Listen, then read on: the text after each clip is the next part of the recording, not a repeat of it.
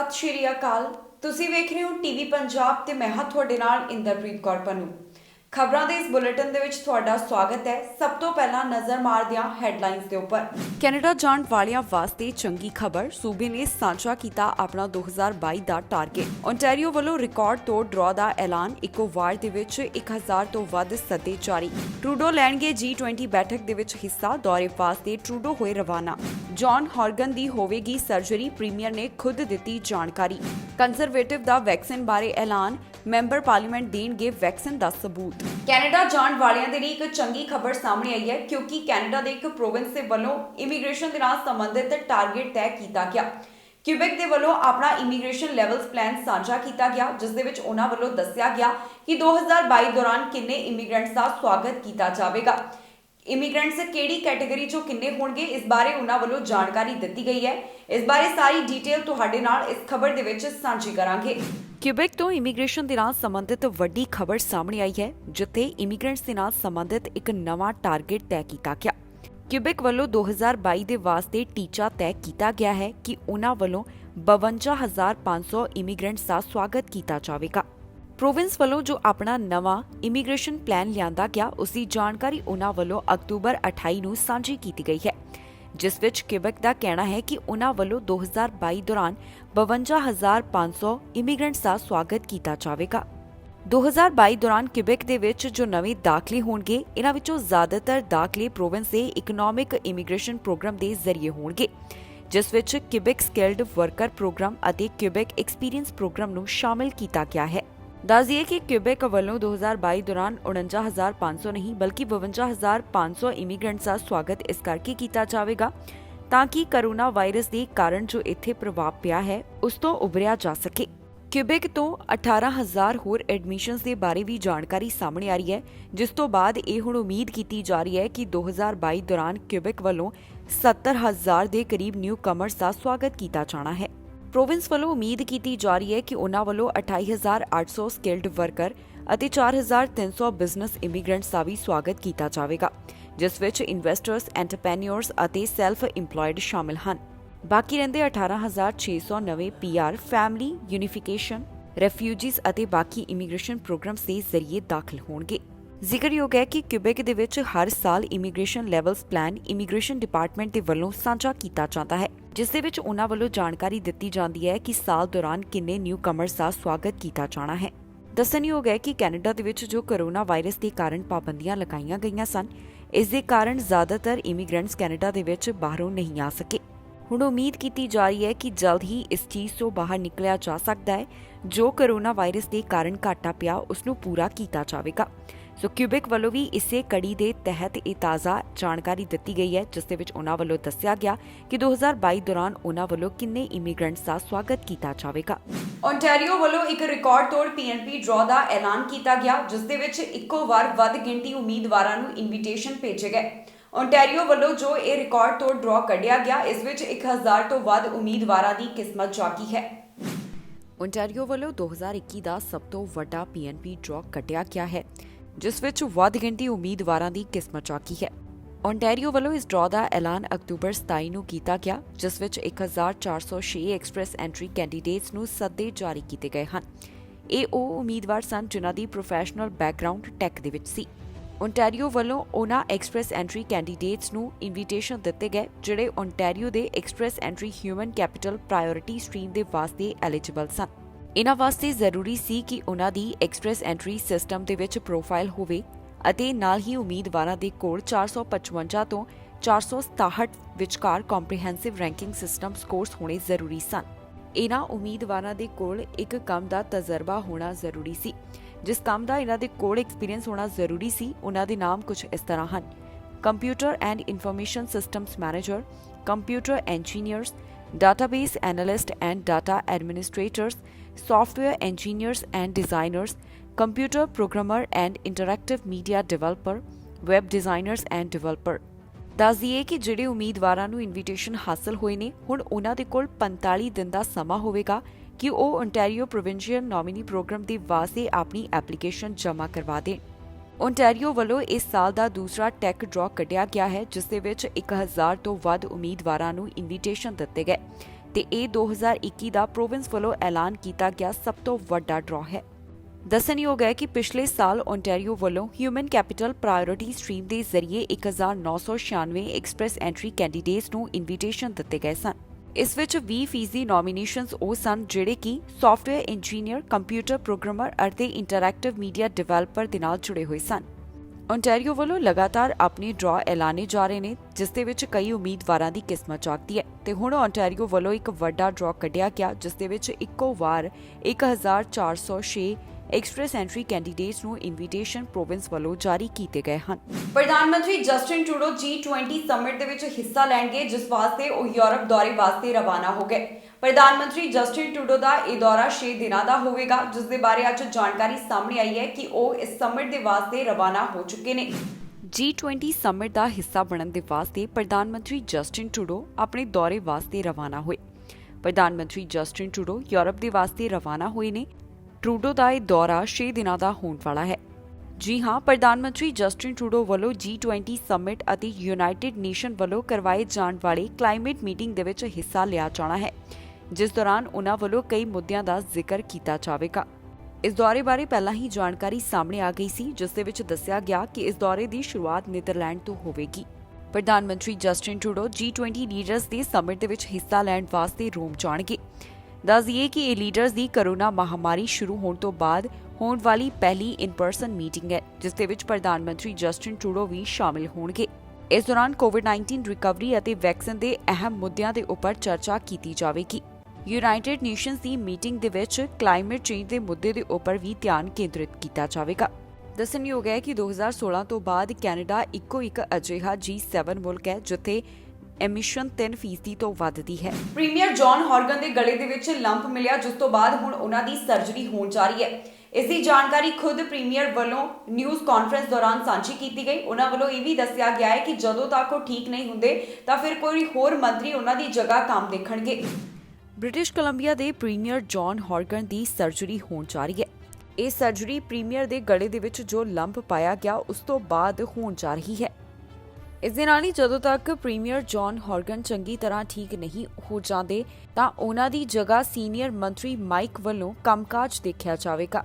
ਦੱਸ ਦਈਏ ਕਿ ਪ੍ਰੀਮੀਅਰ ਜੌਨ ਹੌਰਗਨ ਦੀ ਇਹ ਸਰਜਰੀ ਸ਼ੁੱਕਰਵਾਰ ਨੂੰ ਹੋਵੇਗੀ, ਕਿਉਂਕਿ ਉਹਨਾਂ ਦੇ ਗਲੇ ਦੇ ਵਿੱਚ ਇੱਕ ਲੰਪ ਪਾਇਆ ਗਿਆ। ਇਸ ਬਾਰੇ ਉਹਨਾਂ ਵੱਲੋਂ ਖੁਦ ਇੱਕ ਨਿਊਜ਼ ਕਾਨਫਰੰਸ ਦੌਰਾਨ ਜਾਣਕਾਰੀ ਸਾਂਝੀ ਕੀਤੀ ਗਈ। ਉਹਨਾਂ ਦੱਸਿਆ ਕਿ ਉਹਨਾਂ ਨੂੰ ਜੋ ਪਰੇਸ਼ਾਨੀ ਹੈ ਉਸ ਦਾ ਇਲਾਜ ਹੋ ਸਕਦਾ ਹੈ ਤੇ ਉਹ ਪ੍ਰੀਮੀਅਰ ਦਾ ਅਹੁਦਾ ਨਹੀਂ ਤਿਆਗਣਗੇ। ਜੌਨ ਹੌਰਗਨ ਨੇ ਕਿਹਾ ਕਿ ਉਹਨਾਂ ਨੂੰ ਪੂਰੀ ਉਮੀਦ ਹੈ ਕਿ ਉਹ ਜਲਦ ਹੀ ਸਿਹਤਯਾਬ ਹੋ ਜਾਣਗੇ। ਜਦੋਂ ਤੱਕ ਉਹ ਇਲਾਜ ਅਧੀਨ ਰਹਿਣਗੇ ਜਾਂ ਜਦੋਂ ਤੱਕ ਪ੍ਰੀਮੀਅਰ ਜੌਨ ਹੌਰਗਨ ਚੰਗੀ ਤਰ੍ਹਾਂ ਠੀਕ ਨਹੀਂ ਹੋ ਜਾਂਦੇ ਤਾਂ ਉਹਨਾਂ ਦਾ ਕੰਮਕਾਜ ਪਬਲਿਕ ਸੇਫਟੀ ਮਿਨਿਸਟਰ ਮਾਈਕ ਵੱਲੋਂ ਦੇਖਿਆ ਜਾਵੇਗਾ, ਜਿਨ੍ਹਾਂ ਨੂੰ ਡਿਪਟੀ ਪ੍ਰੀਮੀਅਰ ਬਣਾ ਦਿੱਤਾ ਗਿਆ ਹੈ। ਪ੍ਰੀਮੀਅਰ ਜੌਨ ਹੌਰਗਨ ਦਾ ਕਹਿਣਾ ਹੈ ਕਿ ਸਭ ਤੋਂ ਪਹਿਲਾਂ ਉਹਨਾਂ ਨੂੰ ਆਪਣੇ ਗਲੇ ਦੇ ਵਿੱਚ ਜੋ ਲੰਪ ਹੈ ਉਹ ਕੁਝ ਮਹੀਨੇ ਪਹਿਲਾਂ ਮਹਿਸੂਸ ਹੋਇਆ। ਉਹਨਾਂ ਵੱਲੋਂ ਹਸਪਤਾਲ ਦੇ ਵਿੱਚ ਇਸ ਦੀ ਜਾਂਚ ਕਰਵਾਈ ਗਈ, ਜਿਸ ਤੋਂ ਬਾਅਦ ਉਹਨਾਂ ਨੂੰ ਪਤਾ ਚੱਲਿਆ ਕਿ ਉਹਨਾਂ ਨੂੰ ਸਰਜਰੀ ਦੀ ਜ਼ਰੂਰਤ ਹੈ। ਜ਼ਿਕਰਯੋਗ ਹੈ ਕਿ 2008 ਦੌਰਾਨ ਪ੍ਰੀਮੀਅਰ ਜੌਨ ਹੌਰਗਨ ਬਲੈਡਰ ਕੈਂਸਰ ਦੇ ਨਾਲ ਡਾਇਗਨੋਸਡ ਹੋਏ ਸਨ। ਇਸ ਤੋਂ ਬਾਅਦ ਉਹਨਾਂ ਵੱਲੋਂ ਸਰਜਰੀ ਤੇ ਇਲਾਜ ਤੋਂ ਬਾਅਦ ਦੱਸਿਆ ਗਿਆ ਕਿ ਉਹ ਕੈਂਸਰ ਮੁਕਤ ਹੋ ਚੁੱਕੇ ਨੇ। 22 ਨਵੰਬਰ ਤੋਂ ਮੁੜ ਪਾਰਲੀਮੈਂਟ ਦੀ ਸ਼ੁਰੂਆਤ ਹੋਣ ਜਾ ਰਹੀ ਹੈ। ਅਜਿਹੇ 'ਚ ਕੰਜ਼ਰਵੇਟਿਵ ਪਾਰਟੀ ਨੂੰ ਲਗਾਤਾਰ ਵੈਕਸੀਨ ਦੇ ਮੁੱਦੇ ਦੇ ਉੱਪਰ ਘੇਰਿਆ ਜਾ ਰਿਹਾ ਹੈ, ਪਰ ਹੁਣ ਕੰਜ਼ਰਵੇਟਿਵ ਲੀਡਰ ਐਰੀਨੋ ਟੂਲ ਵੱਲੋਂ ਜਾਣਕਾਰੀ ਦਿੱਤੀ ਗਈ ਹੈ, ਜਿਸ ਦੇ ਵਿੱਚ ਉਹਨਾਂ ਨੇ ਦੱਸਿਆ ਕਿ ਉਹਨਾਂ ਦੇ ਮੈਂਬਰ ਪਾਰਲੀਮੈਂਟ ਤਿਆਰ ਹਨ ਕਿ ਉਹ ਵੈਕਸੀਨੇਸ਼ਨ ਦਾ ਸਬੂਤ ਦਿਖਾਉਣ। ਨਾਲ ਹੀ ਉਹਨਾਂ ਵੱਲੋਂ ਇਹ ਵੀ ਜ਼ਿਕਰ ਕੀਤਾ ਗਿਆ ਕਿ ਇੱਕ ਮਾਮਲੇ ਦੇ ਉੱਪਰ ਉਹਨਾਂ ਵੱਲੋਂ ਸਰਕਾਰ ਨੂੰ ਘੇਰਿਆ ਜਾਵੇਗਾ। ਪ੍ਰਧਾਨ ਮੰਤਰੀ ਜਸਟਿਨ ਟਰੂਡੋ ਨੂੰ ਵੀ ਉਹਨਾਂ ਵੱਲੋਂ ਟਾਰਗੇਟ ਕੀਤਾ ਗਿਆ। 22 ਨਵੰਬਰ ਤੋਂ ਮੁੜ ਪਾਰਲੀਮੈਂਟ ਦੀ ਸ਼ੁਰੂਆਤ ਕੈਨੇਡਾ ਦੇ ਵਿੱਚ ਕੀਤੀ ਜਾ ਰਹੀ ਹੈ। ਇਸ ਤੋਂ ਪਹਿਲਾਂ ਐਲਾਨ ਕੀਤਾ ਗਿਆ ਹੈ ਕਿ ਇੱਥੇ ਸ਼ਾਮਿਲ ਹੋਣ ਵਾਲੇ ਮੈਂਬਰ ਪਾਰਲੀਮੈਂਟ ਫੁੱਲੀ ਵੈਕਸੀਨੇਟਡ ਹੋਣੇ ਚਾਹੀਦੇ ਨੇ। ਇਸ ਦੌਰਾਨ ਕੰਜ਼ਰਵੇਟਿਵ ਪਾਰਟੀ ਨੂੰ ਲੈ ਕੇ ਕਈ ਤਰ੍ਹਾਂ ਦੇ ਸਵਾਲ ਖੜੇ ਹੋ ਰਹੇ ਨੇ, ਜੋ ਕਿ ਮੈਂਬਰ ਪਾਰਲੀਮੈਂਟ ਦੇ ਵੈਕਸੀਨੇਸ਼ਨ ਦੇ ਨਾਲ ਜੁੜੇ ਹੋਏ ਹਨ। ਵੈਕਸੀਨੇਸ਼ਨ ਦੇ ਬਾਰੇ ਐਲਾਨ ਹੋਣ ਤੋਂ ਬਾਅਦ ਕੰਜ਼ਰਵੇਟਿਵ ਪਾਰਟੀ ਵੱਲੋਂ ਇਸ ਦਾ ਵਿਰੋਧ ਕੀਤਾ ਗਿਆ ਤੇ ਹੁਣ ਇੱਕ ਵਾਰ ਫਿਰ ਤੋਂ ਕੰਜ਼ਰਵੇਟਿਵ ਪਾਰਟੀ ਵੱਲੋਂ ਵੈਕਸੀਨੇਸ਼ਨ ਦੇ ਬਾਰੇ ਆਪਣੇ ਵਿਚਾਰ ਸਾਂਝੇ ਕੀਤੇ ਗਏ। ਕੰਜ਼ਰਵੇਟਿਵ ਪਾਰਟੀ ਦੇ ਲੀਡਰ ਐਰੀਨੋ ਟੂਲ ਦਾ ਕਹਿਣਾ ਹੈ ਕਿ ਉਹਨਾਂ ਦੇ ਮੈਂਬਰ ਪਾਰਲੀਮੈਂਟ ਦੇ ਵੱਲੋਂ ਵੈਕਸੀਨੇਸ਼ਨ ਦਾ ਪ੍ਰੂਫ ਦਿੱਤਾ ਜਾਵੇਗਾ। ਐਰੀਨੋ ਟੂਲ ਵੱਲੋਂ ਲਾਜ਼ਮੀ ਵੈਕਸੀਨੇਸ਼ਨ ਦੇ ਬਾਰੇ ਆਪਣੇ ਵਿਚਾਰ ਸਾਂਝੇ ਕੀਤੇ ਗਏ। ਇਸ ਦੌਰਾਨ ਉਹਨਾਂ ਵੱਲੋਂ ਪ੍ਰਧਾਨ ਮੰਤਰੀ ਜਸਟਿਨ ਟਰੂਡੋ ਦੇ ਉੱਪਰ ਵੀ ਨਿਸ਼ਾਨਾ ਸਾਧਿਆ ਗਿਆ। ਐਰੀਨੋ ਟੂਲ ਨੇ ਕਿਹਾ ਕਿ ਪ੍ਰਧਾਨ ਮੰਤਰੀ ਜਸਟਿਨ ਟਰੂਡੋ ਨੂੰ ਸ਼ਰਮ ਆਉਣੀ ਚਾਹੀਦੀ ਹੈ ਕਿ ਉਹਨਾਂ ਵੱਲੋਂ ਪੈਂਡੈਮਿਕ ਨੂੰ ਚੋਣਾਂ ਦਾ ਮੁੱਦਾ ਬਣਾਇਆ ਗਿਆ। ਉਨ੍ਹਾਂ ਕਿਹਾ ਕਿ ਕੰਜ਼ਰਵੇਟਿਵ ਪਾਰਟੀ ਵੱਲੋਂ ਚੋਣ ਪ੍ਰਚਾਰ ਦੌਰਾਨ ਸਾਰੀਆਂ ਗਾਈਡਲਾਈਨਸ ਦੀ ਪਾਲਣਾ ਕੀਤੀ ਗਈ ਹੈ ਤੇ ਜਿਵੇਂ ਹੀ ਹੁਣ ਨਿਰਦੇਸ਼ ਦਿੱਤੇ ਗਏ ਨੇ ਪਾਰਲੀਮੈਂਟ ਦੇ ਵਿੱਚ ਐਮਪੀ ਵੈਕਸੀਨੇਟਡ ਹੋਣੇ ਚਾਹੀਦੇ ਨੇ, ਉਸ ਮੁਤਾਬਕ ਕੰਜ਼ਰਵੇਟਿਵ ਕਾਕਸ ਦੇ ਐਮਪੀ ਵੀ ਆਪਣੇ ਵੈਕਸੀਨੇਸ਼ਨ ਦਾ ਪ੍ਰੂਫ ਦੇਣਗੇ। ਐਰੀਨੋ ਟੂਲ ਦਾ ਕਹਿਣਾ ਹੈ ਕਿ ਇਸ ਦੇ ਬਾਵਜੂਦ ਵੀ ਕੰਜ਼ਰਵੇਟਿਵ ਪਾਰਟੀ ਵੱਲੋਂ ਪ੍ਰਿਵਿਲੇਜ ਦਾ ਮਸਲਾ ਚੁੱਕਿਆ ਜਾਵੇਗਾ, ਜੋ ਕਿ board of economy the 19 October ਦੀ ਬੈਠਕ ਦੇ ਨਾਲ ਸੰਬੰਧਿਤ ਹੈ। ਐਰੀਨੋ ਟੂਲ ਨੇ ਇੱਕ ਵਾਰ ਫਿਰ ਤੋਂ ਕਿਹਾ ਕਿ ਉਹਨਾਂ ਦੀ ਪਾਰਟੀ ਵੈਕਸੀਨੇਸ਼ਨ ਦਾ ਸਮਰਥਨ ਕਰਦੀ ਹੈ ਅਤੇ ਉਹਨਾਂ ਵੱਲੋਂ ਲੋਕਾਂ ਨੂੰ ਵੈਕਸੀਨ ਹਾਸਲ ਕਰਨ ਦੇ ਵਾਸਤੇ ਉਤਸ਼ਾਹਿਤ ਕੀਤਾ ਜਾ ਰਿਹਾ ਹੈ। ਦੱਸਣਯੋਗ ਹੈ ਕਿ ਫੈਡਰਲ ਚੋਣਾਂ ਤੋਂ ਪਹਿਲਾਂ ਚੋਣ ਪ੍ਰਚਾਰ ਦੌਰਾਨ ਐਨਡੀਪੀ ਅਤੇ ਲਿਬਰਲ ਪਾਰਟੀ ਵੱਲੋਂ ਆਪਣੇ ਉਮੀਦਵਾਰਾਂ ਵਾਸਤੇ ਕੋਵਿਡ-19 ਵੈਕਸੀਨ ਨੂੰ ਲਾਜ਼ਮੀ ਕੀਤਾ ਗਿਆ, ਪਰ ਕੰਜ਼ਰਵੇਟਿਵ ਪਾਰਟੀ ਵੱਲੋਂ ਅਜਿਹਾ ਕਦਮ ਨਹੀਂ ਚੁੱਕਿਆ ਗਿਆ, ਜਿਸ ਦੇ ਕਾਰਨ ਉਹਨਾਂ ਨੂੰ ਆਲੋਚਨਾ ਦਾ ਸਾਹਮਣਾ ਵੀ ਕਰਨਾ ਪਿਆ। ਚੋਣ ਪ੍ਰਚਾਰ ਦੌਰਾਨ ਬਾਕੀ ਪਾਰਟੀਆਂ ਉਹਨਾਂ ਨੂੰ ਇਸ ਮੁੱਦੇ ਦੇ ਉੱਪਰ ਘੇਰਦੀਆਂ ਹੋਈਆਂ ਦਿਖਾਈ ਦਿੱਤੀਆਂ ਤੇ ਜਦੋਂ ਮੈਂਬਰ ਪਾਰਲੀਮੈਂਟ ਦੇ ਵਾਸਤੇ ਵੈਕਸੀਨੇਸ਼ਨ ਨੂੰ ਲਾਜ਼ਮੀ ਕਰਨ ਸੰਬੰਧੀ ਐਲਾਨ ਕੀਤਾ ਗਿਆ, ਉਸ ਤੋਂ ਬਾਅਦ ਵੀ ਕੰਜ਼ਰਵੇਟਿਵ ਪਾਰਟੀ ਵੱਲੋਂ ਇਸ ਦਾ ਵਿਰੋਧ ਕੀਤਾ ਗਿਆ ਤੇ ਹੁਣ ਐਰੀਨੋ ਟੂਲ ਦਾ ਕਹਿਣਾ ਹੈ ਕਿ ਉਹਨਾਂ ਦੇ ਮੈਂਬਰ ਪਾਰਲੀਮੈਂਟ ਵੈਕਸੀਨ ਦਾ ਪ੍ਰੂਫ ਦੇਣਗੇ। ਪੀਲ ਪੁਲਿਸ ਵੱਲੋਂ ਜਾਣਕਾਰੀ ਦਿੱਤੀ ਗਈ ਹੈ ਕਿ ਉਹਨਾਂ ਵੱਲੋਂ ਇੱਕ ਪੰਜਾਬੀ ਮੂਲ ਦੇ ਕਾਂਸਟੇਬਲ ਨੂੰ ਗ੍ਰਿਫਤਾਰ ਕੀਤਾ ਗਿਆ। ਅਸੌਲਟ ਦੇ ਮਾਮਲੇ ਦੇ ਵਿੱਚ ਇਹਨਾਂ ਦੀ ਗ੍ਰਿਫਤਾਰੀ ਹੋਈ ਹੈ, ਜਿਸ ਦਾ ਨਾਮ ਪਵਨ ਸੰਧੂ ਦੇ ਤੌਰ ਦੇ ਉੱਪਰ ਦੱਸਿਆ ਗਿਆ। ਇਸ ਦੇ ਉੱਪਰ ਕਿਹੜੇ ਚਾਰਜ ਲਗਾਏ ਗਏ ਹਨ? ਬਰੈਂਪਟਨ ਦੇ ਵਿੱਚ ਵਾਪਰੀ ਇੱਕ ਘਟਨਾ ਦੇ ਸੰਬੰਧ ਦੇ ਵਿੱਚ ਪੰਜਾਬੀ ਮੂਲ ਦੇ ਆਫੀਸਰ ਨੂੰ ਗ੍ਰਿਫਤਾਰ ਕੀਤਾ ਗਿਆ ਹੈ। ਇਸ ਬਾਰੇ ਪੀਲ ਪੁਲਿਸ ਵੱਲੋਂ ਜਾਣਕਾਰੀ ਸਾਂਝੀ ਕੀਤੀ ਗਈ, ਜਿਸ ਦੇ ਵਿੱਚ ਉਹਨਾਂ ਨੇ ਦੱਸਿਆ ਕਿ ਬਰੈਂਪਟਨ ਦੇ ਵਿੱਚ ਵਾਪਰੀ ਘਟਨਾ ਦੇ ਸੰਬੰਧ ਦੇ ਵਿੱਚ ਉਹਨਾਂ ਵੱਲੋਂ ਇੱਕ ਆਫੀਸਰ ਨੂੰ ਗ੍ਰਿਫਤਾਰ ਕੀਤਾ ਗਿਆ। ਇਸ ਆਫੀਸਰ ਦਾ ਨਾਮ ਕਾਂਸਟੇਬਲ ਪਵਨ ਸੰਧੂ ਹੈ, ਜਿਸ ਉੱਤੇ ਹਮਲਾ ਕਰਨ, ਸਰੀਰਕ ਨੁਕਸਾਨ ਪਹੁੰਚਾਉਣ ਅਤੇ ਧਮਕੀਆਂ ਦੇਣ ਦੇ ਚਾਰਜ ਲਗਾਏ ਗਏ ਹਨ। ਜਾਣਕਾਰੀ ਮੁਤਾਬਕ ਇਸ ਪੁਲਿਸ ਅਧਿਕਾਰੀ ਵੱਲੋਂ ਬੀਤੇ 5 ਸਾਲਾਂ ਤੋਂ ਆਪਣੀਆਂ ਸੇਵਾਵਾਂ ਦਿੱਤੀਆਂ ਜਾ ਰਹੀਆਂ ਨੇ। ਪੁਲਿਸ ਵੱਲੋਂ ਪਵਨ ਦੇ ਉੱਪਰ ਕਾਰਵਾਈ ਕਰਦਿਆਂ ਐਕਟ ਅਧੀਨ ਤਨਖਾਹ ਸਮੇਤ ਉਸ ਨੂੰ ਮੁਅੱਤਲ ਕਰ ਦਿੱਤਾ ਗਿਆ ਹੈ। ਇਸ ਮਾਮਲੇ ਸੰਬੰਧੀ ਪੀਲ ਪੁਲਿਸ ਵੱਲੋਂ ਇੱਕ ਨਿਊਜ਼ ਰਿਲੀਜ਼ ਜਾਰੀ ਕੀਤੀ ਗਈ ਹੈ, ਜਿਸ ਦੇ ਵਿੱਚ ਉਹਨਾਂ ਨੇ ਸਾਰੀ ਜਾਣਕਾਰੀ ਸਾਂਝੀ ਕੀਤੀ। ਇਸ ਰਿਲੀਜ਼ ਦੇ ਵਿੱਚ ਦੱਸਿਆ ਗਿਆ ਹੈ ਕਿ ਕਾਂਸਟੇਬਲ ਪਵਨ ਸੰਧੂ ਨੂੰ ਅਕਤੂਬਰ 26 ਨੂੰ ਗ੍ਰਿਫਤਾਰ ਕੀਤਾ ਗਿਆ। ਹੁਣ ਜਲਦ ਹੀ ਪਵਨ ਸੰਧੂ ਦੀ ਕੋਰਟ ਦੇ ਵਿੱਚ ਪੇਸ਼ੀ ਹੋਵੇਗੀ, ਜਿਸ ਵਾਸਤੇ ਜਨਵਰੀ 10 ਦਾ ਸਮਾਂ ਤੈਅ ਕੀਤਾ ਗਿਆ ਹੈ। ਟੋਰਾਂਟੋ ਦੇ ਨੇੜਲੇ ਸ਼ਹਿਰ ਬੈਰੀ ਦੇ ਵਿੱਚ ਜੋ ਤੂਫਾਨ ਆਇਆ ਸੀ, ਉਸ ਦੇ ਕਾਰਨ ਭਾਰੀ ਨੁਕਸਾਨ ਹੋਇਆ। ਕਈ ਲੋਕ ਆਪਣੇ ਘਰਾਂ ਤੋਂ ਬੇਘਰ ਹੋ ਗਏ। ਇੰਸ਼ੋਰੈਂਸ ਬਿਊਰੋ ਵੱਲੋਂ ਇਸ ਬਾਰੇ ਇੱਕ ਤਾਜ਼ਾ ਅਨੁਮਾਨ ਲਗਾਇਆ ਗਿਆ, ਜਿਸ ਦੇ ਵਿੱਚ ਦੱਸਿਆ ਗਿਆ ਕਿ ਇਸ ਦੌਰਾਨ ਕਿੰਨਾ ਨੁਕਸਾਨ ਹੋਇਆ। ਪਹਿਲਾਂ ਜੋ ਅੰਦਾਜ਼ਾ ਲਗਾਇਆ ਗਿਆ ਸੀ, ਇਹ ਨਵਾਂ ਅੰਦਾਜ਼ਾ ਉਸ ਤੋਂ ਕਿਤੇ ਗੁਣਾ ਜ਼ਿਆਦਾ ਹੈ। ਜਾਣਕਾਰੀ ਦੇ ਮੁਤਾਬਕ ਇੰਸ਼ੋਰੈਂਸ ਬਿਊਰੋ ਦਾ ਕਹਿਣਾ ਹੈ ਕਿ 100 ਮਿਲੀਅਨ ਤੋਂ ਵੱਧ ਦਾ ਨੁਕਸਾਨ ਇਸ ਤੂਫਾਨ ਦੇ ਕਾਰਨ ਹੋਇਆ। ਟੋਰਾਂਟੋ ਦੇ ਨੇੜਲੇ ਸ਼ਹਿਰ ਬੈਰੀ ਦੇ ਵਿੱਚ ਜੋ ਤੂਫਾਨ ਆਇਆ ਸੀ, ਉਸ ਦੇ ਕਾਰਨ ਕਾਫੀ ਜ਼ਿਆਦਾ ਨੁਕਸਾਨ ਹੋਇਆ, ਜਿਸ ਦੇ ਬਾਰੇ ਤਾਜ਼ਾ ਅੰਕੜੇ ਜਾਰੀ ਕੀਤੇ ਗਏ ਹਨ। ਇੰਸ਼ੋਰੈਂਸ ਬਿਊਰੋ ਵੱਲੋਂ ਇਸ ਸੰਬੰਧੀ ਜਾਣਕਾਰੀ ਸਾਂਝੀ ਕੀਤੀ ਗਈ, ਜਿਸ ਦੇ ਵਿੱਚ ਉਹਨਾਂ ਨੇ ਅਨੁਮਾਨ ਲਗਾਇਆ ਹੈ ਕਿ ਇਸ ਟੋਰਨੇਡੋ ਦੇ ਕਾਰਨ 100 ਮਿਲੀਅਨ ਤੋਂ ਵੱਧ ਦਾ ਨੁਕਸਾਨ ਹੋਇਆ। ਜਾਣਕਾਰੀ ਦੇ ਲਈ ਦੱਸ ਦਈਏ ਕਿ ਬੈਰੀ ਦੇ ਵਿੱਚ 15 ਜੁਲਾਈ ਨੂੰ ਜ਼ਬਰਦਸਤ ਟੋਰਨੇਡੋ ਆਇਆ ਸੀ। ਇਨਵਾਇਰਨਮੈਂਟ ਕੈਨੇਡਾ ਵੱਲੋਂ ਸਾਂਝੀ ਕੀਤੀ ਗਈ ਜਾਣਕਾਰੀ ਦੇ ਮੁਤਾਬਕ ਇਸ ਤੂਫਾਨ ਦੀ ਰਫ਼ਤਾਰ 210 ਕਿਲੋਮੀਟਰ ਪ੍ਰਤੀ ਘੰਟਾ ਸੀ। ਟੋਰਨੇਡੋ ਦਾ ਘੇਰਾ ਕਈ ਥਾਵਾਂ ਦੇ ਉੱਪਰ 100 ਮੀਟਰ ਚੌੜਾ ਅਤੇ ਲੰਬਾਈ ਦੇ ਵਿੱਚ 5 ਕਿਲੋਮੀਟਰ ਤੱਕ ਦੱਸਿਆ ਗਿਆ ਸੀ। ਇਸ ਬਾਰੇ ਜੋ ਇੰਸ਼ੋਰੈਂਸ ਬਿਊਰੋ ਵੱਲੋਂ ਜਾਣਕਾਰੀ ਦਿੱਤੀ ਗਈ ਹੈ, ਉਸ ਦੇ ਮੁਤਾਬਕ 71 ਘਰ ਪੂਰੀ ਤਰ੍ਹਾਂ ਦੇ ਨਾਲ ਤਬਾਹ ਹੋ ਗਏ। ਇਸ ਦੌਰਾਨ ਜੋ ਨੁਕਸਾਨ ਹੋਇਆ, ਉਸ ਦੀਆਂ 2200 ਤੋਂ ਵੱਧ ਇੰਸ਼ੋਰੈਂਸ ਕਲੇਮ ਫਾਈਲਾਂ ਆਈਆਂ। ਇਸ ਤੂਫਾਨ ਦੇ ਕਾਰਨ ਕਿਸੇ ਦੀ ਜਾਨ ਤਾਂ ਨਹੀਂ ਗਈ, ਪਰ 10 ਜਣਿਆਂ ਨੂੰ ਹਸਪਤਾਲ ਦੇ ਵਿੱਚ ਭਰਤੀ ਕਰਵਾਇਆ ਗਿਆ ਸੀ। ਬੈਰੀ ਦੇ ਵਿੱਚ 100 ਤੋਂ ਵੱਧ ਅਜਿਹੇ ਲੋਕ ਸਨ ਜਿਹੜੇ ਘਰੋਂ ਬੇਘਰ ਹੋ ਗਏ। ਅਗਸਤ ਮਹੀਨੇ ਦੌਰਾਨ ਇਸ ਬਾਰੇ ਜੋ ਇੰਸ਼ੋਰੈਂਸ ਬਿਊਰੋ ਵੱਲੋਂ ਅੰਦਾਜ਼ਾ ਲਗਾਇਆ ਗਿਆ ਸੀ, ਉਸ ਦੇ ਵਿੱਚ ਦੱਸਿਆ ਗਿਆ ਕਿ ਇੱਥੇ $75 ਮਿਲੀਅਨ ਤੱਕ ਦਾ ਨੁਕਸਾਨ ਹੋਇਆ ਹੈ, ਪਰ ਬਾਅਦ ਦੇ ਵਿੱਚ ਇਸ ਡਾਟਾ ਨੂੰ ਰਿਵਾਈਜ਼ ਕੀਤਾ ਗਿਆ, ਜਿਸ ਤੋਂ ਬਾਅਦ ਨਵੇਂ ਅੰਕੜੇ ਨਿਕਲ ਕੇ ਸਾਹਮਣੇ ਆਏ ਹਨ। ਇੰਸ਼ੋਰੈਂਸ ਬਿਊਰੋ ਵੱਲੋਂ ਜੋ ਤਾਜ਼ਾ ਜਾਣਕਾਰੀ ਸਾਂਝੀ ਕੀਤੀ ਗਈ ਹੈ, ਉਸ ਦੇ ਮੁਤਾਬਕ ਉਹਨਾਂ ਦਾ ਕਹਿਣਾ ਹੈ ਕਿ ਇੱਥੇ ਬੈਰੀ ਦੇ ਵਿੱਚ $100 ਮਿਲੀਅਨ ਤੋਂ ਵੱਧ ਦਾ ਨੁਕਸਾਨ ਹੋਇਆ ਹੈ। ਜੋ ਪਹਿਲਾਂ ਅੰਦਾਜ਼ਾ ਲਗਾਇਆ ਗਿਆ ਸੀ, ਇਹ ਨਵਾਂ ਅੰਦਾਜ਼ਾ ਉਸ ਤੋਂ 25 ਮਿਲੀਅਨ ਤੋਂ ਵੱਧ ਦਾ ਹੈ। ਓਨਟਾਰੀਓ ਵੱਲੋਂ ਜੋ ਵੱਡੇ ਪੱਧਰ ਦੇ ਉੱਪਰ ਹੋਣ ਵਾਲੇ ਆਊਟਡੋਰ ਇਕੱਠ ਦੇ ਉੱਪਰ ਰੋਕ ਲਗਾਈ ਗਈ ਸੀ, ਉਸ ਨੂੰ ਹੁਣ ਖਤਮ ਕੀਤਾ ਜਾ ਰਿਹਾ ਹੈ, ਜਿਸ ਦਾ ਮਤਲਬ ਹੈ ਕਿ ਵੱਡੇ ਪੱਧਰ ਦੇ ਉੱਪਰ ਹੋਣ ਵਾਲੇ ਇਕੱਠ ਹੁਣ ਪ੍ਰੋਵਿੰਸ ਦੇ ਵਿੱਚ ਹੋ ਸਕਣਗੇ। ਆਉਣ ਵਾਲੇ ਕੁਝ ਹਫ਼ਤਿਆਂ ਦੌਰਾਨ ਸੈਂਟਾ ਪਰੇਡ ਵੀ ਨਜ਼ਰ ਆਵੇਗੀ। ਪ੍ਰੋਵਿੰਸ ਵੱਲੋਂ ਹੁਣ ਪ੍ਰੂਫ ਆਫ ਵੈਕਸੀਨੇਸ਼ਨ ਮੰਗਿਆ ਜਾਵੇਗਾ, ਪਰ ਜੋ ਕੈਪੈਸਿਟੀ ਲਿਮਿਟ ਲਗਾਈ ਗਈ ਹੈ, ਉਸ ਨੂੰ ਹਟਾਇਆ ਜਾ ਰਿਹਾ ਹੈ। ਓਨਟਾਰੀਓ ਵਿੱਚ ਇੱਕ ਵਾਰ ਫਿਰ ਤੋਂ ਵੱਡੇ ਪੱਧਰ ਦੇ ਉੱਪਰ ਇਕੱਠ ਦੇਖਣ ਨੂੰ ਮਿਲਣਗੇ, ਜਿੱਥੇ ਆਉਣ ਵਾਲੇ ਹਫ਼ਤਿਆਂ ਦੌਰਾਨ ਸੈਂਟਾ ਕਲੌਜ਼ ਪਰੇਡਸ ਵੀ ਨਜ਼ਰ ਆਉਣਗੀਆਂ। ਜੀ ਹਾਂ, ਓਨਟਾਰੀਓ ਸਰਕਾਰ ਵੱਲੋਂ ਜੋ ਆਊਟਡੋਰ ਇਕੱਠ ਦੇ ਉੱਪਰ ਪਾਬੰਦੀ ਲਗਾਈ ਗਈ ਸੀ, ਇਸ ਦੀ ਕੈਪੈਸਿਟੀ ਲਿਮਿਟ ਦੇ ਤਹਿਤ ਰਾਹਤ ਦੇਣ ਦੀ ਸ਼ੁਰੂਆਤ ਕਰ ਦਿੱਤੀ ਗਈ ਹੈ। ਪ੍ਰੋਵਿੰਸ ਵੱਲੋਂ ਜੋ ਪਾਬੰਦੀਆਂ ਲਗਾਈਆਂ ਗਈਆਂ ਸਨ, ਉਹਨਾਂ ਨੂੰ ਹੌਲੀ-ਹੌਲੀ ਕਰਕੇ ਹਟਾਇਆ ਜਾ ਰਿਹਾ ਹੈ। ਪ੍ਰੋਵਿੰਸ ਵੱਲੋਂ ਜੋ ਵੱਡੇ ਪੱਧਰ ਦੇ ਉੱਪਰ ਹੋਣ ਵਾਲੇ ਆਊਟਡੋਰ ਇਕੱਠ ਦੇ ਉੱਪਰ ਰੋਕ ਲਗਾਈ ਗਈ ਸੀ, ਇਸ ਦੇ ਵਿੱਚ ਵੀ ਉਹਨਾਂ ਵੱਲੋਂ ਰਾਹਤ ਦਿੱਤੀ ਜਾ ਰਹੀ ਹੈ। ਇੱਥੇ ਮਾਸਕ ਪਾਉਣਾ ਜ਼ਰੂਰੀ ਹੋਵੇਗਾ ਅਤੇ ਫਿਜ਼ੀਕਲ ਡਿਸਟੈਂਸਿੰਗ ਦਾ ਖਿਆਲ ਵੀ ਰੱਖਣਾ ਪਵੇਗਾ। ਪਰ ਜੋ ਕਈ ਸੈਕਟਰਸ ਦੇ ਵਿੱਚ ਕੈਪੈਸਿਟੀ ਲਿਮਿਟ ਲਗਾਈ ਗਈ ਸੀ, ਉਸ ਨੂੰ ਹੁਣ ਹਟਾਇਆ ਜਾ ਰਿਹਾ ਹੈ। ਪ੍ਰੋਵਿੰਸ ਵੱਲੋਂ ਜੋ ਇਹ ਪਾਬੰਦੀਆਂ ਹਟਾਈਆਂ ਜਾ ਰਹੀਆਂ ਨੇ, ਇਸ ਤੋਂ ਬਾਅਦ ਹੁਣ ਸਕਾਈ ਹਿਲਸ ਅਤੇ ਆਊਟਡੋਰ ਰੀਕ੍ਰੀਏਸ਼ਨਲ ਐਕਟੀਵਿਟੀਜ਼ ਮੁੜ ਤੋਂ ਖੋਲ੍ਹੀਆਂ ਜਾ ਸਕਣਗੀਆਂ, ਉਹ ਵੀ ਪੂਰੀ ਕੈਪੈਸਿਟੀ ਦੇ ਨਾਲ। ਇੱਥੇ 20,000 ਤੋਂ ਵੱਧ ਲੋਕ ਸ਼ਾਮਿਲ ਹੋ ਸਕਣਗੇ, ਪਰ ਉਹਨਾਂ ਨੂੰ ਪ੍ਰੂਫ ਆਫ ਵੈਕਸੀਨੇਸ਼ਨ ਦਿਖਾਉਣਾ ਹੋਵੇਗਾ। ਆਊਟਡੋਰ ਸੋਸ਼ਲ ਗੈਦਰਿੰਗ ਵੀ 100% ਦੀ ਕੈਪੈਸਿਟੀ ਦੇ ਨਾਲ ਕੀਤੀ ਜਾ ਸਕਦੀ ਹੈ। ਹਾਲ ਹੀ ਦੇ ਵਿੱਚ ਜੋ ਫੋਰਡ ਸਰਕਾਰ ਵੱਲੋਂ ਜਾਣਕਾਰੀ ਸਾਂਝੀ ਕੀਤੀ ਗਈ ਸੀ, ਉਸ ਦੇ ਮੁਤਾਬਕ ਬਾਰ, ਰੈਸਟੋਰੈਂਟ ਅਤੇ ਜਿਮ ਦੇ ਉੱਪਰ ਜੋ ਉਹਨਾਂ ਵੱਲੋਂ ਪਾਬੰਦੀਆਂ ਲਗਾਈਆਂ ਗਈਆਂ ਹਨ, ਉਹਨਾਂ ਨੂੰ ਹਟਾਇਆ ਜਾ ਰਿਹਾ ਹੈ, ਪਰ ਇੱਥੇ ਵੈਕਸੀਨ ਦਾ ਸਬੂਤ ਦਿਖਾਉਣਾ ਹੋਵੇਗਾ।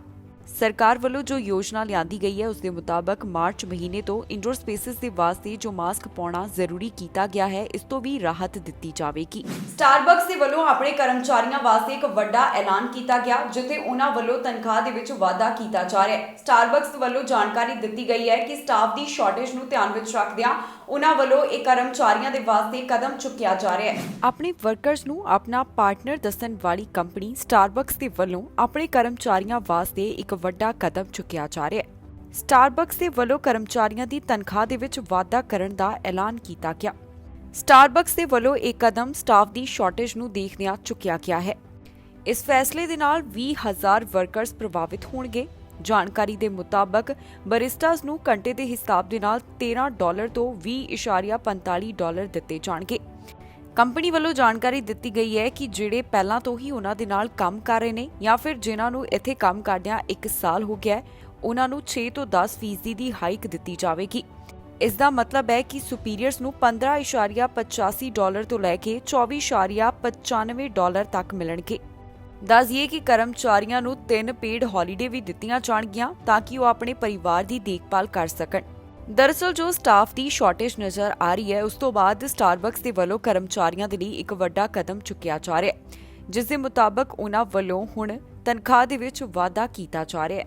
ਕੈਨੇਡਾ ਵਿੱਚ ਸਟਾਰਬਕਸ ਦੇ ਕੋਲ 963 ਕੰਪਨੀ ਆਪਰੇਟਡ ਸਟੋਰ ਹਨ ਅਤੇ 441 ਲਾਇਸੈਂਸਡ ਸਟੋਰ ਹਨ। ਵਿਨੀਪੈਗ ਵੱਲੋਂ ਕੁਝ ਮਾਮਲਿਆਂ ਸੰਬੰਧੀ ਜਾਣਕਾਰੀ ਦਿੱਤੀ ਗਈ ਹੈ, ਜਿਸ ਦੌਰਾਨ 2 ਦੀ ਮੌਤ ਹੋ ਚੁੱਕੀ ਹੈ ਤੇ 1 ਜ਼ਖਮੀ ਦੱਸਿਆ ਜਾ ਰਿਹਾ ਹੈ। ਪੁਲਿਸ ਵੱਲੋਂ ਦੱਸਿਆ ਗਿਆ ਕਿ ਇਹ ਤਿੰਨੋਂ ਮਾਮਲੇ ਇੱਕ ਦੂਸਰੇ ਦੇ ਨਾਲ ਜੁੜੇ ਹੋਏ ਹਨ। ਇੱਕ ਹਸਪਤਾਲ ਦੇ ਵਰਕਰ ਜਾਨੀ ਕਿ ਇੱਥੇ ਕੰਮ ਕਰਨ ਵਾਲੀ ਔਰਤ ਦੇ ਉੱਪਰ ਵੀ ਚਾਕੂ ਦੇ ਨਾਲ ਹਮਲਾ ਕਰਨ ਦੀ ਖਬਰ ਸਾਹਮਣੇ ਆਈ ਸੀ। ਬਾਕੀ ਡਿਟੇਲ ਤੁਹਾਡੇ ਨਾਲ ਸਾਂਝੀ ਕਰਾਂਗੇ ਇਸ ਖਬਰ ਦੇ ਵਿੱਚ।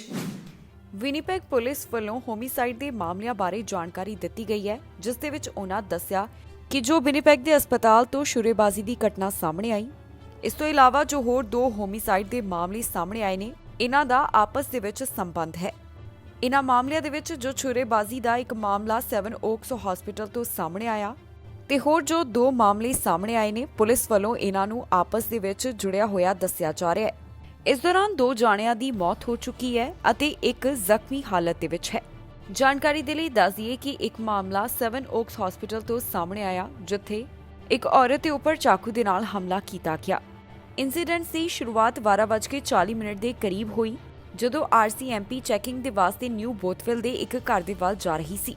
ਜਦੋਂ ਮਾਊਂਟੀਜ਼ ਘਟਨਾ ਵਾਲੀ ਥਾਂ ਦੇ ਉੱਪਰ ਪਹੁੰਚੇ ਤਾਂ ਉਹਨਾਂ ਨੇ ਦੇਖਿਆ ਕਿ ਇੱਕ 73 ਸਾਲ ਦੇ ਕਰੀਬ ਔਰਤ ਘਰ ਦੇ ਵਿੱਚ ਮ੍ਰਿਤਕ ਪਾਈ ਗਈ ਹੈ। ਇਸ ਤੋਂ ਬਾਅਦ RCMP ਵੱਲੋਂ ਵਿਨੀਪੈਗ ਪੁਲਿਸ ਦੇ ਨਾਲ ਇਸ ਮਾਮਲੇ ਸੰਬੰਧੀ ਸੰਪਰਕ ਕੀਤਾ ਗਿਆ। ਪੁਲਿਸ ਵੱਲੋਂ ਫਿਰ ਸਸਪੈਕਟ ਦੀ ਭਾਲ ਕਰ ਦਿੱਤੀ ਗਈ। ਇਸ ਤੋਂ ਬਾਅਦ 2:30 ਦੇ ਉੱਪਰ ਵਿਨੀਪੈਗ ਪੁਲਿਸ ਨੂੰ ਲੱਗਿਆ ਕਿ ਸਸਪੈਕਟ ਲੇਲਾ ਐਵੀਨਿਊ ਅਤੇ ਮੈਕ ਫਿਲਿਪਸ ਸਟਰੀਟ ਦੇ ਨੇੜੇ ਹੈ। ਫਿਰ ਆਫੀਸਰਸ ਜਦੋਂ ਇਸ ਥਾਂ ਵੱਲ ਜਾ ਰਹੇ ਸਨ ਤਾਂ ਉਹਨਾਂ ਨੂੰ ਇੱਕ 7 ਓਕਸ ਹਸਪੀਟਲ ਦੇ ਵਿੱਚ ਵਾਪਰੀ ਘਟਨਾ ਦੇ ਬਾਰੇ ਪਤਾ ਚੱਲਿਆ। ਜਦੋਂ ਆਫੀਸਰਸ ਇਸ ਹਸਪਤਾਲ ਦੇ ਵਿੱਚ ਗਏ ਤਾਂ ਉਹਨਾਂ ਨੂੰ ਇੱਕ 60 ਸਾਲ ਦੇ ਕਰੀਬ ਔਰਤ ਗੰਭੀਰ ਹਾਲਤ ਦੇ ਵਿੱਚ ਮਿਲੀ। ਇਸ ਔਰਤ ਨੂੰ ਗੰਭੀਰ ਹਾਲਤ ਦੇ ਵਿੱਚ ਹਸਪਤਾਲ ਭਰਤੀ ਕਰਵਾਇਆ ਗਿਆ। ਇਸ ਤੋਂ ਬਾਅਦ ਵਿਨੀਪੈਗ ਰੀਜਨਲ ਹੈਲਥ ਅਥਾਰਟੀ ਵੱਲੋਂ ਇਸ ਗੱਲ ਦੀ ਪੁਸ਼ਟੀ ਕੀਤੀ ਗਈ ਕਿ ਜਿਸ ਔਰਤ ਦੇ ਉੱਪਰ ਚਾਕੂ ਦੇ ਨਾਲ ਹਮਲਾ ਕੀਤਾ ਗਿਆ ਉਹ ਹਸਪਤਾਲ ਦੇ ਵਿੱਚ ਕੰਮ ਕਰਦੀ ਹੈ। ਪੁਲਿਸ ਵੱਲੋਂ ਇਸ ਤੋਂ ਬਾਅਦ ਇੱਕ ਵਿਅਕਤੀ ਨੂੰ ਹਿਰਾਸਤ ਦੇ ਵਿੱਚ ਲਿਆ ਗਿਆ, ਜਿਸ ਦੀ ਉਮਰ 30 ਸਾਲ ਦੇ ਕਰੀਬ ਦੱਸੀ ਗਈ। ਇਸ ਵਿਅਕਤੀ ਦੇ ਉੱਪਰ ਅਜੇ ਤੱਕ ਕੋਈ ਚਾਰਜ ਨਹੀਂ ਲਗਾਏ ਗਏ। ਇਸੇ ਸ਼ਾਮ ਇੱਕ ਹੋਰ ਅਜਿਹਾ ਮਾਮਲਾ ਸਾਹਮਣੇ ਆਇਆ। ਜਿਸ ਦੌਰਾਨ ਇੱਕ ਵਿਅਕਤੀ ਜਿਸ ਦੀ ਉਮਰ 70 ਸਾਲ ਦੇ ਕਰੀਬ ਹੈ ਉਸ ਨੂੰ ਮ੍ਰਿਤਕ ਪਾਇਆ ਗਿਆ। ਫਿਲਹਾਲ ਇਸ ਮਾਮਲੇ ਦੀ ਜਾਂਚ ਹੋਮਿਸਾਈਡ ਯੂਨਿਟ ਵੱਲੋਂ ਕੀਤੀ ਜਾ ਰਹੀ ਹੈ। ਪੁਲਿਸ ਵੱਲੋਂ ਇਸ ਗੱਲ ਦੀ ਪੁਸ਼ਟੀ ਕੀਤੀ ਗਈ ਕਿ ਹੋਮਿਸਾਈਡ ਵਿਕਟਮ ਅਤੇ ਸਸਪੈਕਟ ਇੱਕ ਦੂਸਰੇ ਨੂੰ ਜਾਣਦੇ ਸਨ। ਫਿਲਹਾਲ ਪੁਲਿਸ ਵੱਲੋਂ ਕਿਹਾ ਜਾ ਰਿਹਾ ਹੈ ਕਿ ਜੇਕਰ ਕਿਸੇ ਨੂੰ ਵੀ ਇਸ ਘਟਨਾ ਦੇ ਬਾਰੇ ਕੋਈ ਜਾਣਕਾਰੀ ਹੋਵੇ ਤਾਂ ਵਿਨੀਪੈਗ ਪੁਲਿਸ ਸਰਵਿਸ ਦੀ ਹੋਮਿਸਾਈਡ ਯੂਨਿਟ ਦੇ ਨਾਲ 2049866508 RCMP ਦੇ ਮੇਜਰ ਕ੍ਰਾਈਮ ਸਰਵਿਸ ਦੇ ਨਾਲ 4314898105 ਜਾਂ ਫਿਰ ਕ੍ਰਾਈਮ ਸਟਾਪਰਸ ਦੇ ਨਾਲ 2047868477 ਦੇ ਉੱਪਰ ਕਾਲ ਕਰਕੇ ਸੰਪਰਕ ਕੀਤਾ ਜਾ ਸਕਦਾ ਹੈ। ਆਟਵਾ ਪੈਰਾਮੈਡਿਕ ਦੇ ਵੱਲੋਂ ਆਪਣੀ ਨੌਕਰੀ ਬਚਾਉਣ ਦੇ ਵਾਸਤੇ ਇੱਕ ਧੋਖਾ ਕੀਤਾ ਗਿਆ, ਜਿੱਥੇ ਉਹਨਾਂ ਵੱਲੋਂ ਝੂਠਾ ਪ੍ਰੂਫ ਆਫ ਵੈਕਸੀਨੇਸ਼ਨ ਦਿਖਾਉਣ ਦੀ ਕੋਸ਼ਿਸ਼ ਕੀਤੀ ਗਈ। ਇਹ ਮਾਮਲਾ ਸਾਹਮਣੇ ਆਉਣ ਤੋਂ ਬਾਅਦ ਇਸ ਪੈਰਾਮੈਡਿਕ ਦੇ ਉੱਪਰ ਕਾਰਵਾਈ ਕੀਤੀ ਗਈ, ਜਿਸ ਦੇ ਉੱਪਰ ਚਾਰजेस ਵੀ ਲਗਾਏ ਗਏ ਨੇ ਤੇ ਜਲਦ ਹੀ ਉਸ ਦੀ ਕੋਰਟ ਦੇ ਵਿੱਚ ਪੇਸ਼ੀ ਹੋਵੇਗੀ। ਪੁਲਿਸ ਵੱਲੋਂ ਜਾਣਕਾਰੀ ਦਿੱਤੀ ਗਈ ਹੈ ਕਿ ਆਟਵਾ ਪੈਰਾਮੈਡਿਕ ਦੇ ਵੱਲੋਂ ਆਪਣੀ ਨੌਕਰੀ ਬਚਾਉਣ ਦੀ ਖਾਤਰ ਝੂਠਾ ਕੋਵਿਡ-19 ਦਾ ਵੈਕਸੀਨ ਸਰਟੀਫਿਕੇਟ ਦਿਖਾਇਆ ਗਿਆ। ਇਹ ਮਾਮਲਾ ਸਾਹਮਣੇ ਆਉਣ ਤੋਂ ਬਾਅਦ ਪੈਰਾਮੈਡਿਕ ਦੇ ਵੱਲੋਂ ਚਾਰजेस ਦਾ ਸਾਹਮਣਾ ਕੀਤਾ ਜਾ ਰਿਹਾ ਹੈ। ਉਹਨਾਂ ਦੇ ਉੱਪਰ ਧੋਖੇ ਦੇ ਨਾਲ ਸੰਬੰਧਿਤ ਚਾਰਜ ਲਗਾਏ ਗਏ ਹਨ। ਆਟਵਾ ਪੁਲਿਸ ਵੱਲੋਂ ਇਸ ਬਾਰੇ ਜਾਣਕਾਰੀ ਸਾਂਝੀ ਕਰਦਿਆਂ ਦੱਸਿਆ ਗਿਆ ਕਿ ਉਹਨਾਂ ਨੂੰ ਪਤਾ ਚੱਲਿਆ ਕਿ ਆਟਵਾ ਪੈਰਾਮੈਡਿਕ ਸਰਵਿਸ ਦੇ ਇੱਕ ਮੈਂਬਰ ਵੱਲੋਂ ਝੂਠੇ ਸਰਟੀਫਿਕੇਟ ਦੀ ਵਰਤੋਂ ਕੀਤੀ ਜਾ ਰਹੀ ਹੈ ਤਾਂ ਕਿ ਉਹ ਆਪਣੀ ਨੌਕਰੀ ਬਚਾ ਸਕੇ। ਜਾਣਕਾਰੀ ਦੇ ਲਈ ਦੱਸ ਦਈਏ ਕਿ ਵਰਕਰਸ ਦੇ ਵਾਸਤੇ ਕੋਵਿਡ-19 ਵੈਕਸੀਨ ਲਾਜ਼ਮੀ ਕੀਤੀ ਗਈ ਹੈ, ਜਿਸ ਤੋਂ ਬਾਅਦ ਹੁਣ ਇੱਕ ਪੈਰਾਮੈਡਿਕ ਦੇ ਵੱਲੋਂ ਝੂਠਾ ਕੋਵਿਡ-19 ਵੈਕਸੀਨ ਪ੍ਰੂਫ ਦਿਖਾਇਆ ਗਿਆ। ਜਾਣਕਾਰੀ ਮੁਤਾਬਕ ਇਸ ਆਫੀਸਰ ਦਾ ਨਾਮ ਅਲੀ ਹੈ, ਜਿਸ ਦੀ ਉਮਰ 30 ਸਾਲ ਦੇ ਕਰੀਬ ਦੱਸੀ ਗਈ। ਪੁਲਿਸ ਵੱਲੋਂ ਅਲੀ ਉੱਤੇ ਅਟਰਿੰਗ ਫਾਲਸ ਡਾਕੂਮੈਂਟ, ਆਬਟੇਨਿੰਗ ਬਾਈ ਫਾਲਸ ਪੈਰੇਟੈਂਸ ਅਤੇ ਫੋਰਜਰੀ ਦੇ ਨਾਲ ਸੰਬੰਧਿਤ ਚਾਰਜ ਲਗਾਏ ਗਏ ਹਨ। ਇਸ ਪੈਰਾਮੈਡਿਕ ਨੂੰ ਕੁਝ ਸ਼ਰਤਾਂ ਦੇ ਉੱਪਰ ਰਿਹਾ ਕੀਤਾ ਗਿਆ ਤੇ ਜਲਦ ਹੀ ਉਹਨਾਂ ਦੀ ਕੋਰਟ ਦੇ ਵਿੱਚ ਪੇਸ਼ੀ ਹੋਵੇਗੀ। ਇਸ ਬਾਰੇ ਆਟਵਾ ਪੁਲਿਸ ਦਾ ਕਹਿਣਾ ਹੈ ਕਿ ਜੇਕਰ ਕਿਸੇ ਨੂੰ ਵੀ ਇਸ ਤਰ੍ਹਾਂ ਦੀ ਕੋਈ ਜਾਣਕਾਰੀ ਮਿਲਦੀ ਹੈ ਜਾਂ ਫਿਰ ਕਿਸੇ ਵੱਲੋਂ ਇਸ ਤਰ੍ਹਾਂ ਦਾ ਕੋਈ ਫਰਾਡ ਕੀਤਾ ਜਾਂਦਾ ਹੈ ਤਾਂ ਉਹਨਾਂ ਨਾਲ 6132361222 ਦੇ ਉੱਪਰ ਕਾਲ ਕਰਕੇ ਜਾਣਕਾਰੀ ਸਾਂਝੀ ਕੀਤੀ ਜਾ ਸਕਦੀ ਹੈ। ਇਸ ਖਬਰ ਦੇ ਵਿੱਚ ਜਾਣਕਾਰੀ ਤੁਹਾਡੇ ਨਾਲ ਸਾਂਝੀ ਕਰਾਂਗੇ ਕਿ ਕੈਨੇਡਾ ਦੇ ਕਿਸ ਹਿੱਸੇ ਤੋਂ ਕਿੰਨੇ ਕੋਰੋਨਾ ਵਾਇਰਸ ਦੇ ਮਾਮਲੇ ਸਾਹਮਣੇ ਆਏ, ਕੋਰੋਨਾ ਵਾਇਰਸ ਦੇ ਵੱਖ-ਵੱਖ ਸੂਬਿਆਂ ਦੇ ਵਿੱਚ ਕੀ ਹਾਲਾਤ ਬਣੇ ਹੋਏ ਨੇ, ਦੱਸਾਂਗੇ ਇਸ ਖਬਰ ਦੇ ਵਿੱਚ। ਓਨਟਾਰੀਓ ਤੋਂ 24 ਘੰਟਿਆਂ ਦੌਰਾਨ 409 ਕੋਰੋਨਾ ਵਾਇਰਸ ਦੇ ਮਾਮਲੇ ਸਾਹਮਣੇ ਆਏ ਅਤੇ ਇਨ੍ਹਾਂ 24 ਘੰਟਿਆਂ ਦੌਰਾਨ 3 ਮੌਤਾਂ ਇਸ ਵਾਇਰਸ ਦੇ ਕਾਰਨ ਹੋ ਗਈਆਂ। ਪ੍ਰੋਵਿੰਸ ਦੇ ਵਿੱਚ ਹੁਣ ਤੱਕ ਕੁੱਲ 5,98,840 ਕੋਰੋਨਾ ਦੇ ਮਾਮਲੇ ਸਾਹਮਣੇ ਆ ਚੁੱਕੇ ਨੇ। 24 ਘੰਟਿਆਂ ਦੌਰਾਨ ਜਿਹੜੇ ਮਾਮਲੇ ਦਰਜ ਕੀਤੇ ਗਏ, ਇਹਨਾਂ ਵਿੱਚ 220 ਅਨਵੈਕਸੀਨੇਟਡ, 16 ਪਾਰਸ਼ਲੀ ਵੈਕਸੀਨੇਟਡ ਅਤੇ 144 ਫੁੱਲੀ ਵੈਕਸੀਨੇਟਡ ਸ਼ਾਮਲ ਹਨ। ਟੋਰਾਂਟੋ ਤੋਂ ਇਹਨਾਂ 24 ਘੰਟਿਆਂ ਦੌਰਾਨ 54, ਪੀਲ ਰੀਜਨ ਤੋਂ 45, ਯਾਰਕ ਰੀਜਨ ਤੋਂ 25, ਆਟਵਾ ਤੋਂ 27, ਸਡਬਰੀ ਤੋਂ 26 ਮਾਮਲਿਆਂ ਦੀ ਪੁਸ਼ਟੀ ਹੋਈ ਹੈ।